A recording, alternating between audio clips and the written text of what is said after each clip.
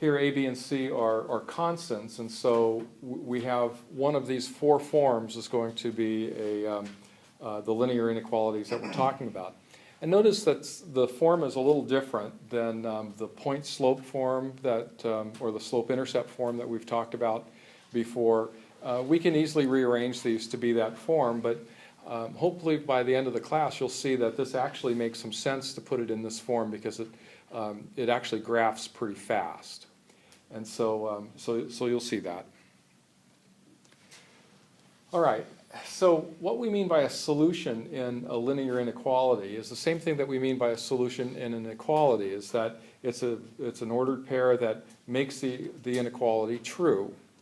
And so if I were to take an example of an inequality, 3x minus 2y is less than 4, here I'll just test two different points. I'll say, okay, how about 1 comma 3? Well, put that in and you get 3 times 1 minus 2 times 3 is 3 minus 6. So the negative 3 is less than or equal to 4, and so that works. And then if I do a similar point, 1 comma 4, that also works, right? You got 3 times 1 minus 2 times 4, and so I get negative 5 is less than 4.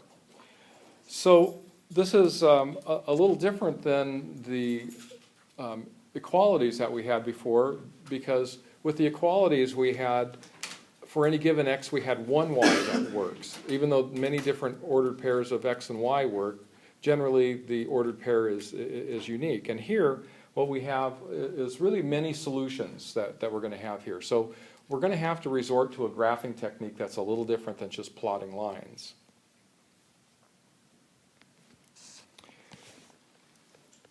Okay, so let's first look back at plotting a line, and we'll take a real simple line, y equals 2x plus 1. Several ways to do this. Probably the easiest with this particular equation is that we say, okay, when x equals 0, y equals 1, and so that's the y-intercept. And then you can count off the slope to give you that slope of 2, so we go over 1 and up 2, so that next point will be at 3. I didn't really show any points here other than draw the line, but this was the typical line that we had. And so, like I said earlier, any value of x has one specific y, right? So wherever you go on x, you land on a place on that line and you get a y. But if we were to look at the inequality that is similar to this first equality, where I'm going to say y is less than or equal to 2x plus 1, I have a bunch of solutions that work here. Okay, so the value that we had before, 1 comma 3, that works, but then every y value below that works as well. So the way this table works is that here I'm calculating the 2x plus 1 when x equals 1, and so then I can choose different values of y that still make this true. And so, you know, I can choose 3, 2, 1, 0, and all of these things are true. In fact, if I use any values on this particular vertical line, it'll be true on that for that inequality. So instead of having a particular point or a line that's going to describe what the solution set is here, we're going to have a region that gives us the solution.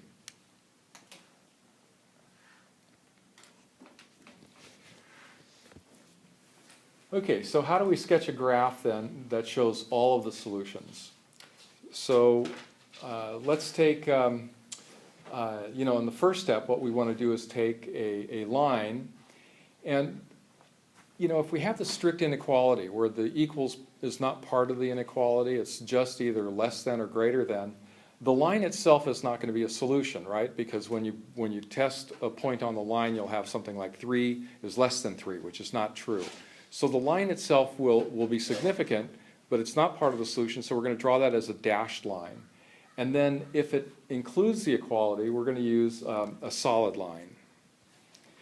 And so if I take my, my equation that I had before, or the inequality, that's what the line looks like. I'm going to graph the equality version of it. And I'm going to use a solid line because it's less than or equal to, y is less than or equal to 2x plus 1. Okay, so then the next thing that we do is we're going to choose a test point, something that's convenient, all right? And so the easiest thing to do here is just choose 0, 0. You can choose any point you want, so long as it's clearly away from the line. You want to know which side of the line has a solution set. So 0, 0 from a computation standpoint sometimes works, you know, very easy. And so if I put in a 0, 0, if I plug it in to my values of x and y, I get 0 is less than or equal to 2 times 0 plus 1. And so that simplifies into 0 is less than 1. This is true. And so the side of the line where that 0 is, where the 0, 0, that's the side where all the points on that side in the lower right-hand side are part of the solution set. The other side of the line doesn't work. And so we can choose points, other points in there to prove that to us. But what we want to do to indicate the solution here is we just want to shade one side. All right, so anything in that shaded region now is a solution. And so let's try a couple values. Let's try a really easy one, like if we go to 3, 0, which is right on the x-axis right here. So y equals 0, x equals 3, so we have 0 is less than or equal to 2 times 3 plus 1. Well, 2 times 3 plus 1 is 7, and 7 is greater than 0, so that point works. If we choose a point that's on the other side of the line, let's take this here. So we have 0, 5 for what's on the y-axis right here. I'm going to say 5 is less than or equal to 2 times 0 plus 1. Well, 5 is not less than or equal to 1, so all the points on that side of the line don't work. And so, so we shade it. And that represents the entire solution set. So we've graphed it at that point. All right, so let's go through a couple of examples. Let's sketch a graph. Let's have x plus 2y is greater than y, and y is greater than 2. So I'm going to look at the first step. I'm going to graph the line x plus 2y equals z with a dashed line, because it's just a greater than, it's not a greater than or equal to. So I'm using the dashed line because anything that ends up on that line will be true for the equality, but not for the inequality. So how do I go about graphing something like this? It looks a little odd in form. It doesn't have that y equals mx plus b form.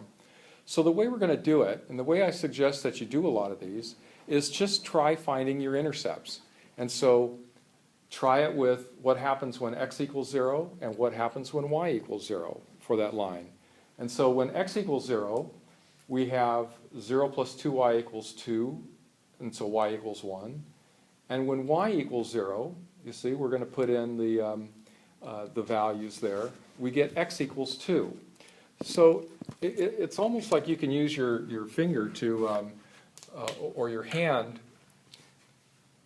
to look at these without actually having to do, you know, a written calculation. Okay, so I'm going to look at the equality here. And so when I'm saying x equals 0, this just drops out. And so what's the solution to that? Well, y equals 1. And so I have my 0, 1.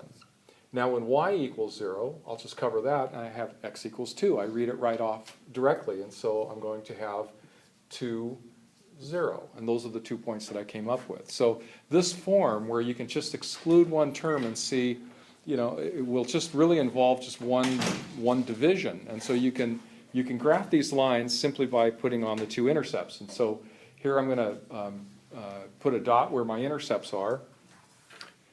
And then since I need to draw a dashed line, I'm going to draw the dashed line through here. And so I have that all set.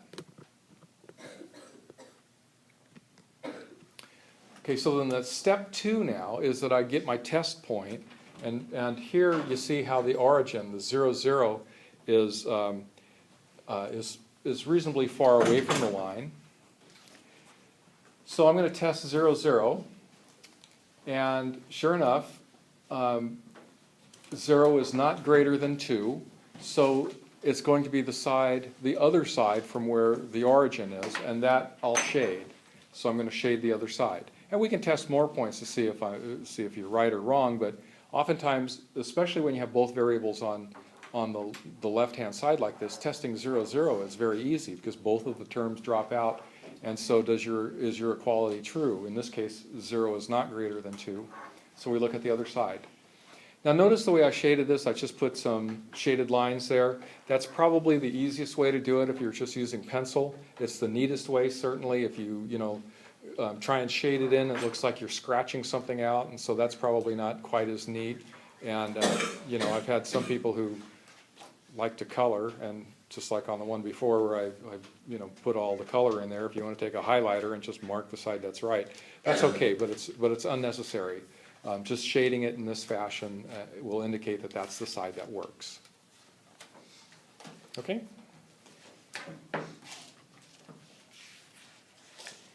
Okay, so here's one for you.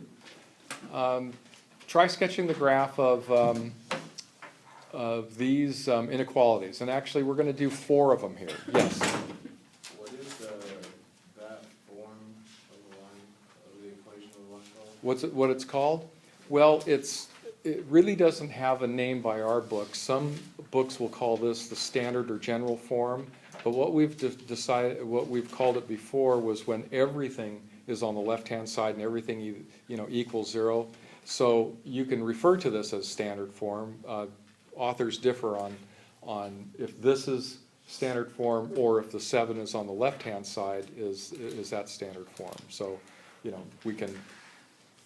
you can call it that, and I think everybody will understand what it is. Okay, so go ahead and try this first one.